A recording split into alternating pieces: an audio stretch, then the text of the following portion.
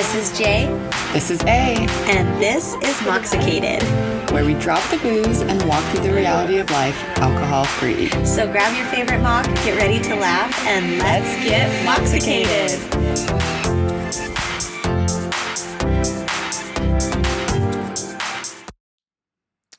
Hello, and welcome back.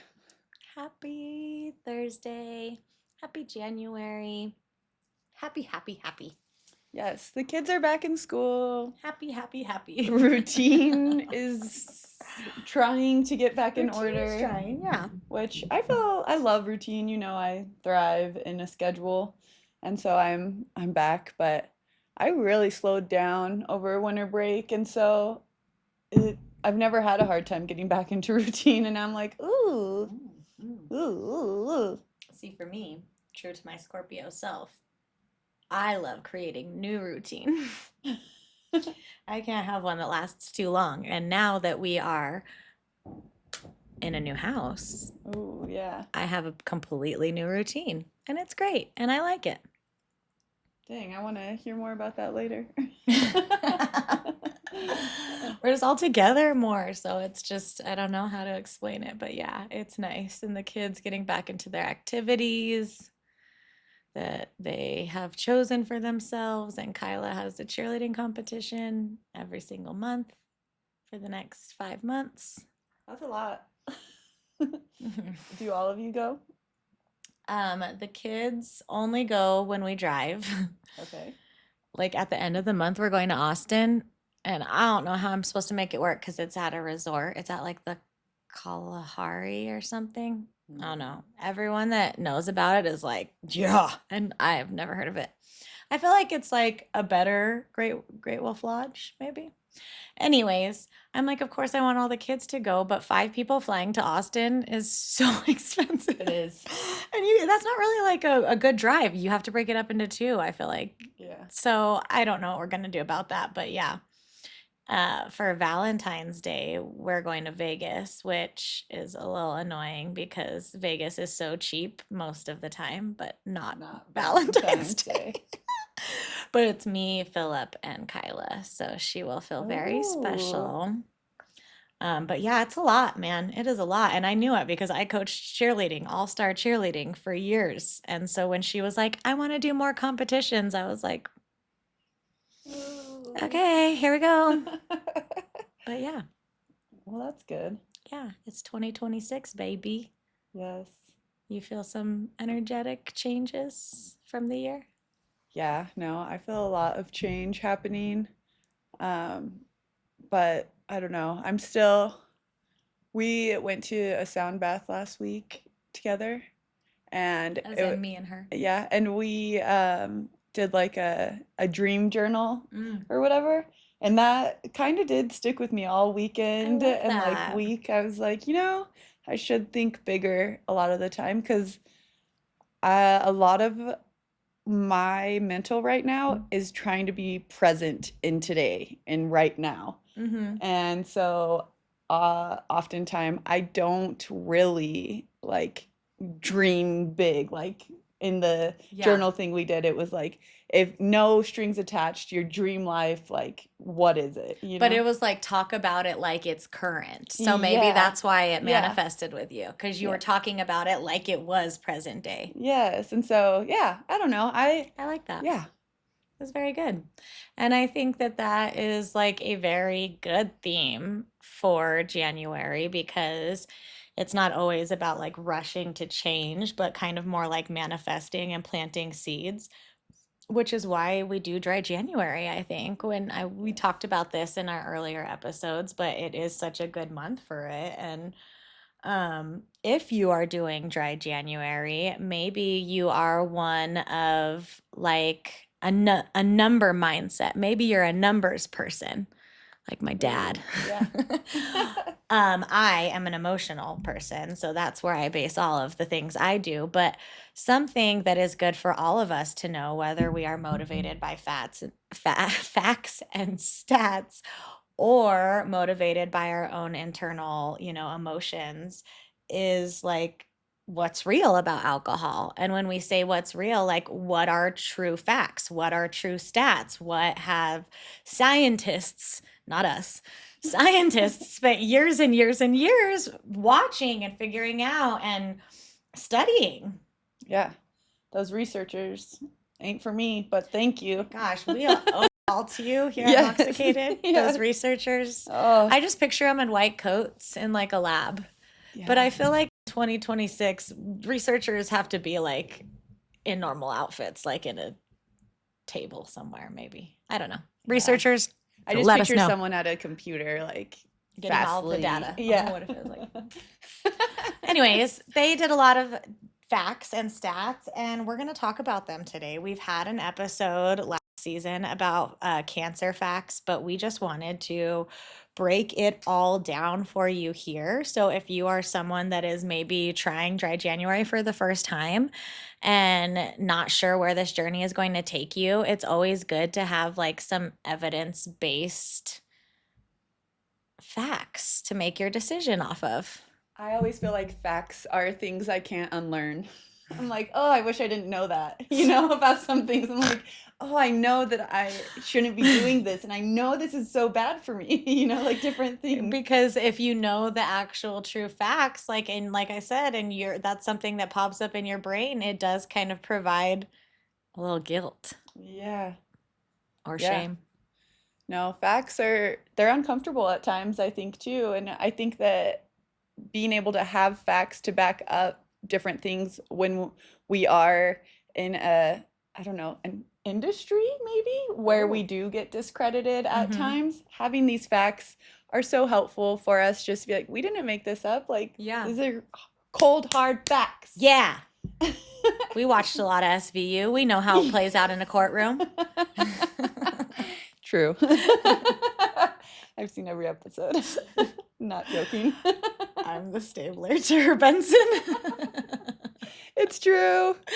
Oh. Anyways, I think it also helps too when, maybe dry January is over and you're deciding to stick with this alcohol-free life and you get the person that's like, did you have a problem? Why don't you drink anymore? Well, you can say, well, did you know? And hit them with the facts. Right in the gut. Yes. Yeah. And maybe these might feel like a bit of a gut punch to you yourself when you're listening. So take some nice deep breaths. You can always pause this and come back to it if you get a little triggered or a little emotional. That's totally okay, but definitely stuff that needs to be heard. Yes. So before we get into the stats and the facts, I have some latest trends.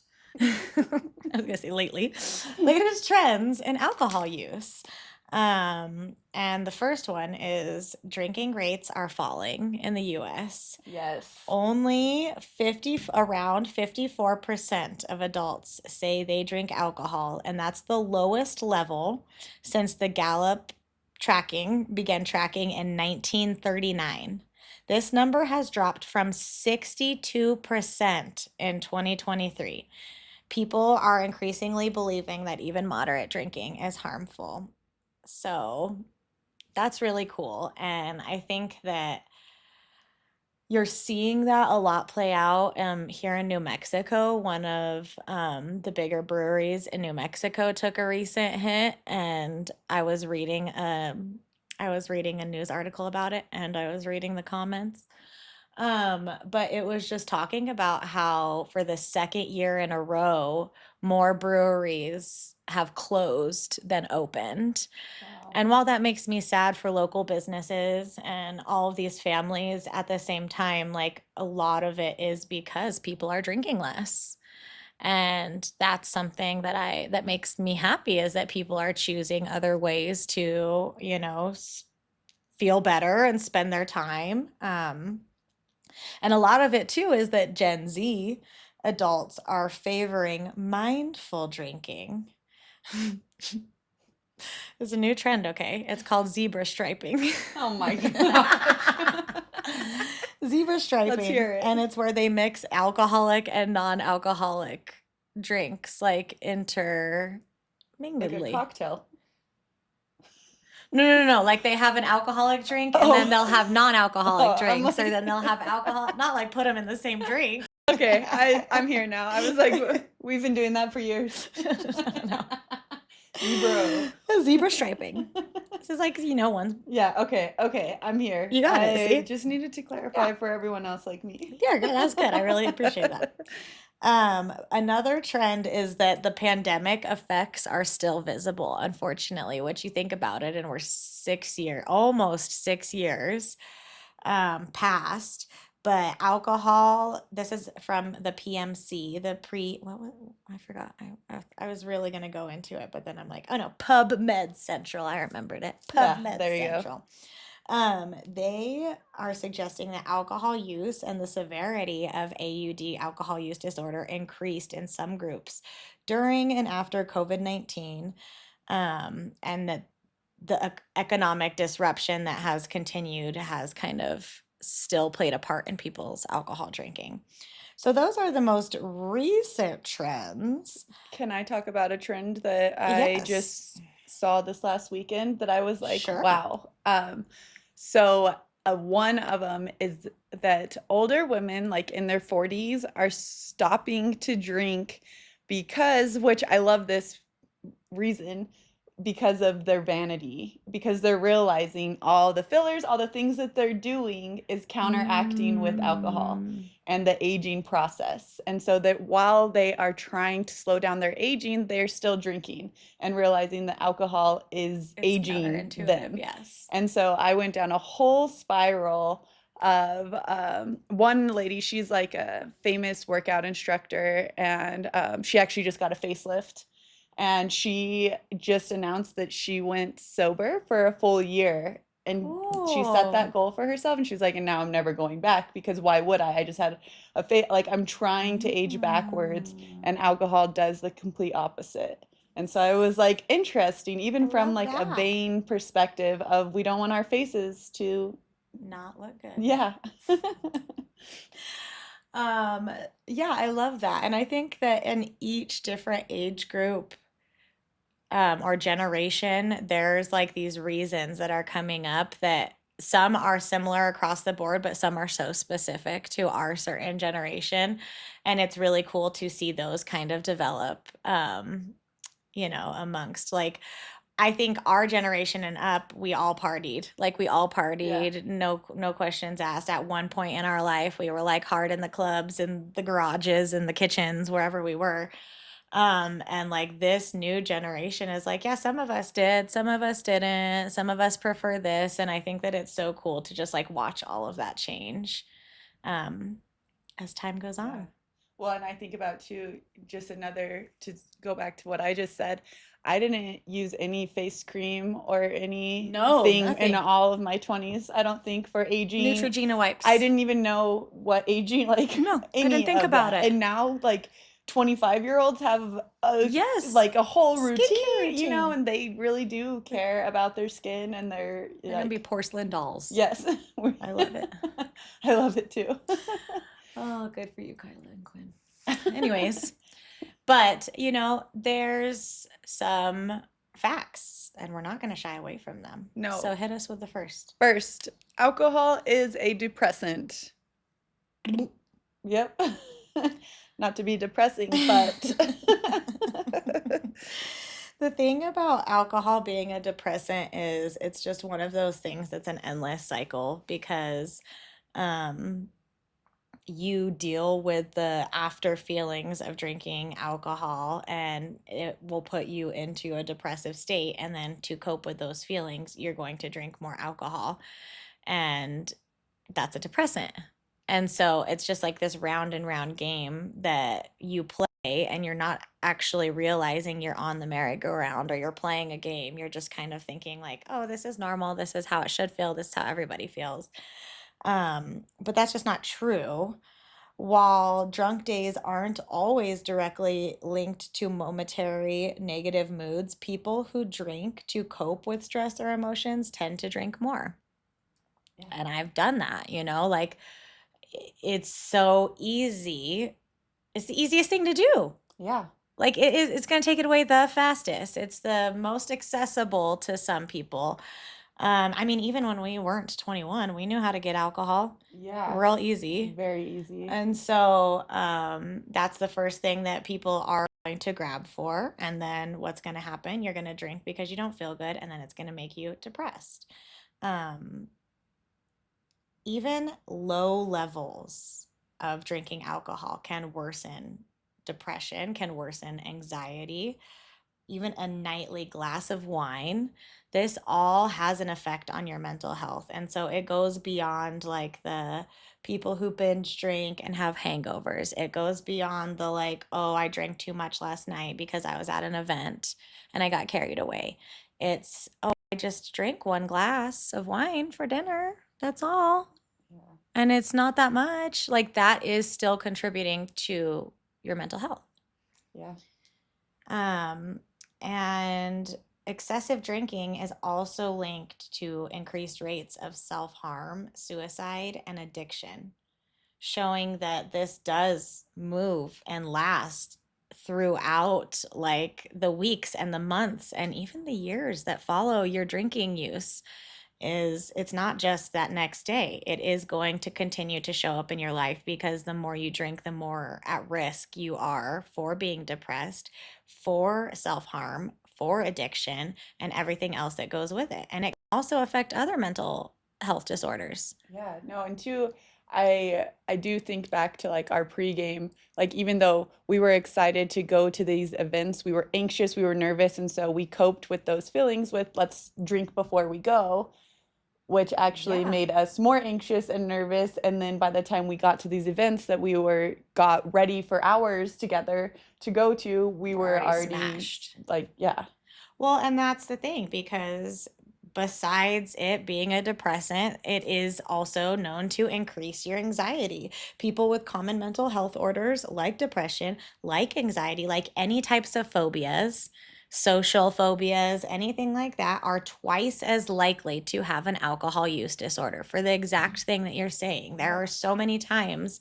where because, I have social anxiety, I was drinking more at the pregame, which led to what I believe I had AUD in full force. And there was a time in my life where I had severe PTSD because I was attacked in public, and the girl that attacked me kept showing up and waving at me in places.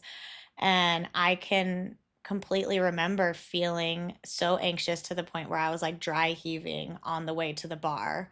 And then as soon as I got to the bar, that was the first thing I did to cope with that PTSD. And like in the years that followed, even when that person wasn't around me anymore, there would be like one or two times where I would see them, and that's exactly what I did was just drink, drink, drink to make it all go away. So it can be PTSD, it can be anxiety, it can be depression. My ADHD led me yeah. to drink much more, hyperfixation, rejection sensitivity, all of these things make you have emotions. And how do we cope with that? We cope with alcohol. Not no mo. Not no mo. Is that what they do? Snaps, snap, snap, snaps. Another part of all of this is like the social aspect of it. If we're talking about mental health and we're talking about how it affects you when you're drinking, like we have to talk about the social and your relationship aspects of how drinking can affect you. Underage drinking is linked to higher risky behaviors, higher injuries, and academic or legal issues, and that's per the CDC.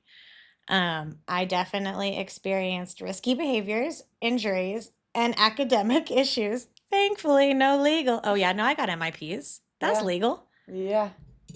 I had to go to court. I had to go to class after I went to court and pled no contest Yeah, by myself. I had so many that I ended up having to do community service. All and an MIP is a minor in possession in our state. So if we were Yeah, at a party and the cops came, everyone and got yeah, MIPs and we even ran from the police a lot so as at a often. young age. Like Too young. Oh, I feel sick even In saying in that. other people's yards, Backyards, backyards where there could be multiple dogs. We dogs, were jumping rose fences. bushes. Yeah, there could have been so many things, Yeah. people there that wanted to hurt us. People, imagine nowadays, No, you'd you get get shot. shot.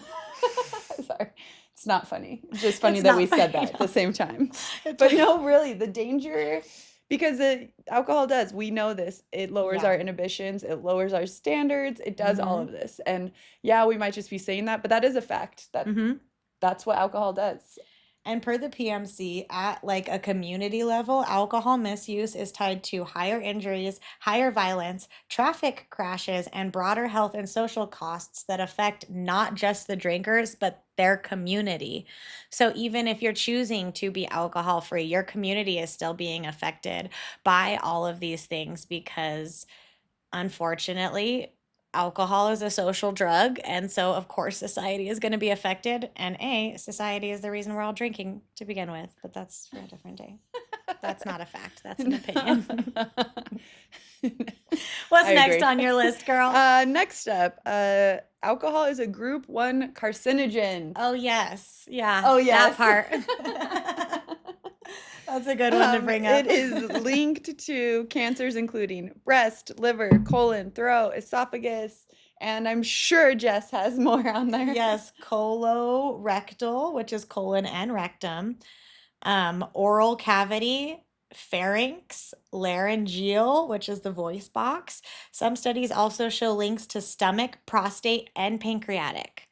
So all I mean, cancers. that's a good number of cancers, and it's just crazy because I think in today's world, we're trying so hard to avoid that the most. It's almost like mental decline and from what I've gathered from people in my life, like we're either worried about mental decline or we're worried about cancer. And that has somebody in your life has been affected. You personally, someone in your close nuclear family, or someone else that you know has been affected by cancer. We all know this, and we're all trying to do better and live better, but no safe level has been clearly established for cancer risk. Even low to moderate drinking is linked to higher chances of certain cancers, breast, colorectal, and esophageal.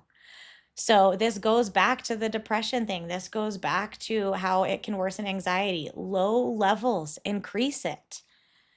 Drinking more equals more risk. And for breast cancer, the risk goes up with 1 drink per day compared to 0. Wow.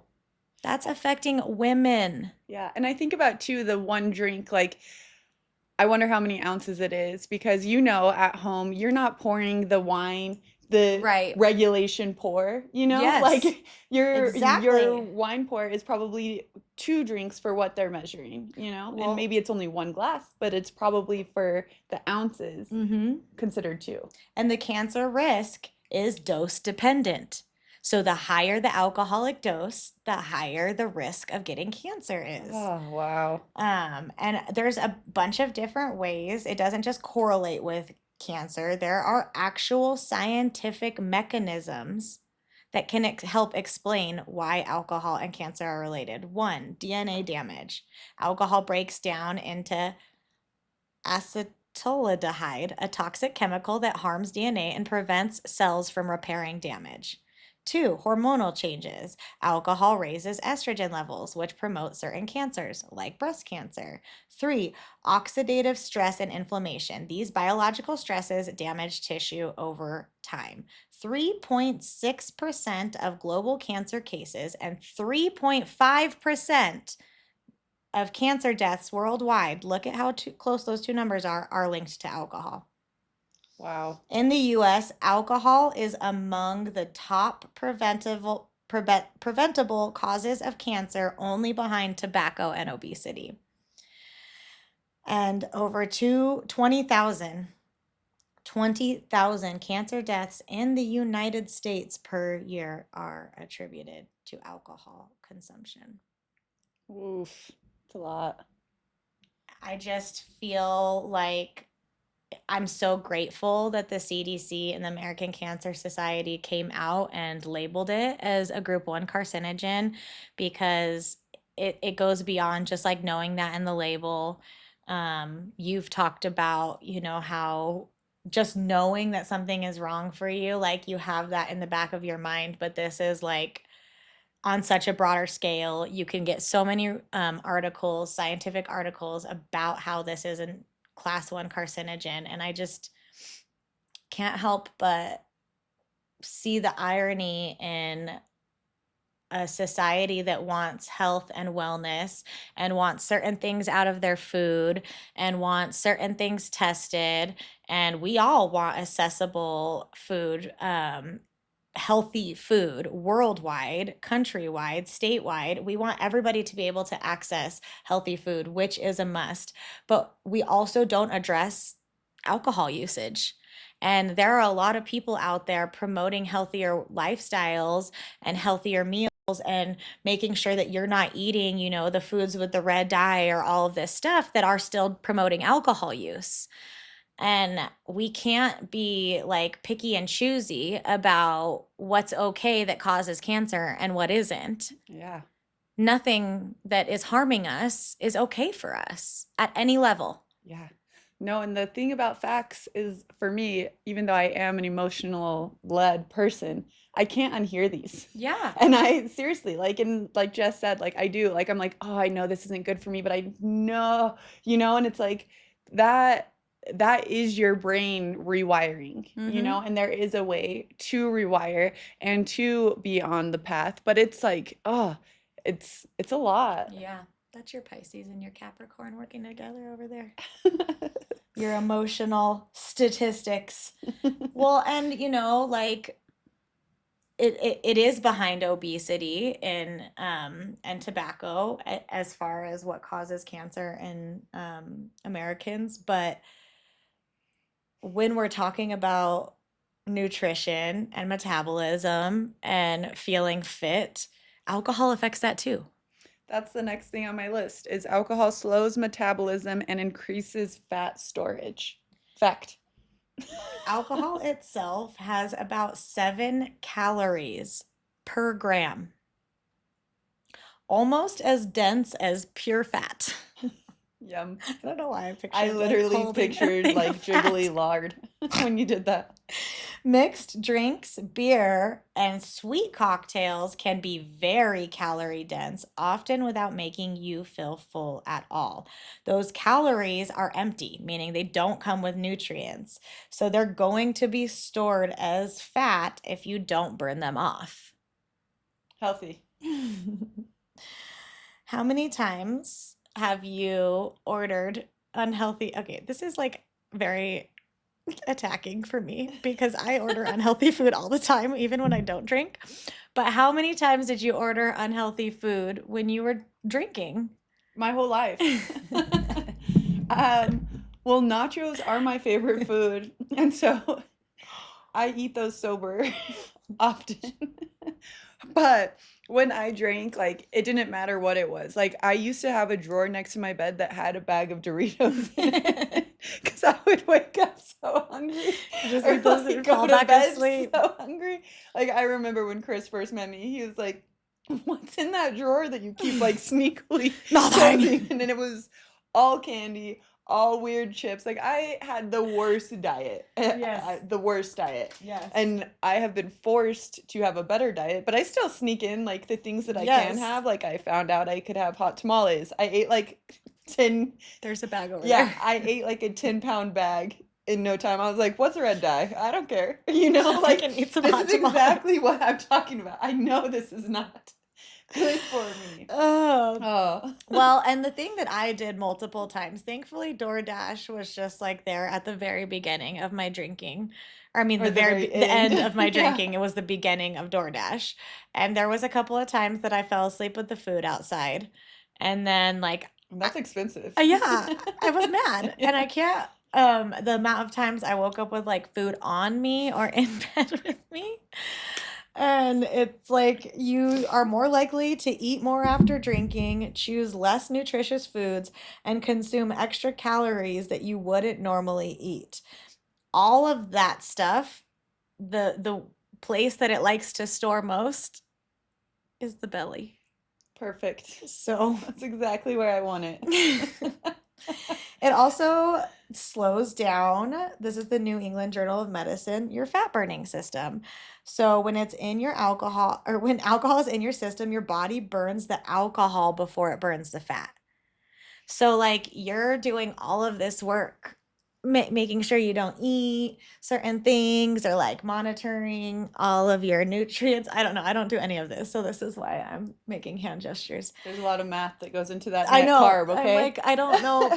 But you're doing all of that. And then you're like, counting on your system to burn up that fat that you've done the math for. But then you put alcohol in your system and it shuts everything out. It's like, hold on, everybody, we got a newcomer. And then it just, that's how my body talks, I think. And it just focuses on the alcohol. And it's like, you just did all of that hard work. And Yeah. then the alcohol just paused everything you were doing. Yeah. So basically, what we're saying, if you're going to drink, just stop doing anything healthy. I'm just kidding. You What's don't the want to waste point? your time. Just enjoy yourself. Jeez, stop breaking your back to get so fit if Breaking you're your just going to back. keep drinking. Oh, Lord. All right, all right. Okay, I'm back. you're back. The last thing is heavy drinking is linked in research with higher levels of ectopic fat. Have you ever heard of that before? I remember it from anatomy and physiology in 12th grade. Oh, you're so smart. Ectopic fat is fat stored around internal organs like the liver and the heart. So it's active and riskier than just having fat under the skin because it's building around very important parts of your body. Yes, very important part. I'd say so. Yes, Your liver, your heart. Ah. just a little need for some fat protection. Um, so it's adding extra calories, it's increasing your appetite, it's linked to more ectopic fat, and overall weight gain risk isn't 100% conclusive for light drinkers, but the metabolic reasons above explain how alcohol makes fat loss harder. So Yeah. there's that. Well, no, and then that literally, I feel like, is a perfect transition into my next one, which alcohol raises blood pressure and increases heart disease risk with regular use of drinking. Mm. Regular alcohol use is linked to coronary artery disease, cardiomyopathy, arrhythmias, which is irregular heartbeats, heart failure. The American Heart Association states that drinking too much alcohol can damage the heart and worsen existing heart conditions.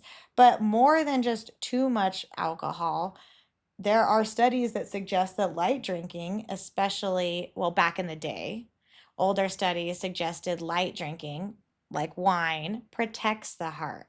But now we have higher quality ways of doing research, and it shows that any apparent benefit was likely due to the confounding factors: income, diet, exercise, or social support. So, in those situations where they found that the glass of wine was helping the heart, it actually wasn't the wine, it was all of these other reasons. And then when these are controlled, the protective effect largely disappears. So when they took away income, diet, exercise, and social support, there was no benefit.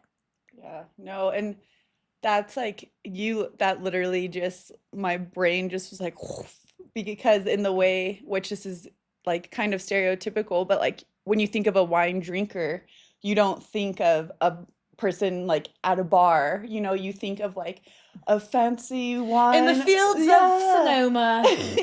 Yeah, like the person on the side of the road isn't asking for bottles of wine. Right.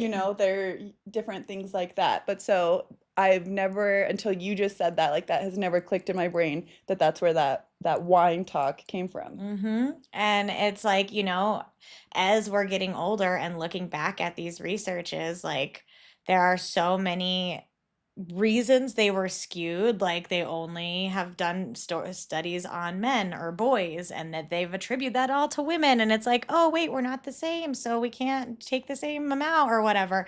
And it's the same thing here, like they thought, oh, this is the truth, but now looking back on it, no, there were a ton of other factors. And I'm thankful that we're able to have these breakthroughs and these corrections, because that is something that I think I battle a lot, or I see people battle a lot, is that, well, like, drinking one glass of wine is good for your heart. And it's like, well, this is where it comes from. Yeah. It doesn't. It's not. No. Even one drink per day is associated with a higher risk of AFib. And alcohol can directly disrupt the heart's electrical system. Whoa. That's scary. That scares me. Yes. And then as far as the blood pressure that you were talking about, that is also dose dependent. So drinking more than one drink a day for women or two more a day for men increases blood pressure. The more alcohol consumed, the higher the rise is in both systolic and diastolic blood pressure. The relationship is consistent across age, sex, and ethnicity. Studies also show that reducing alcohol intake can lower systolic blood pressure by around 5 millimeters.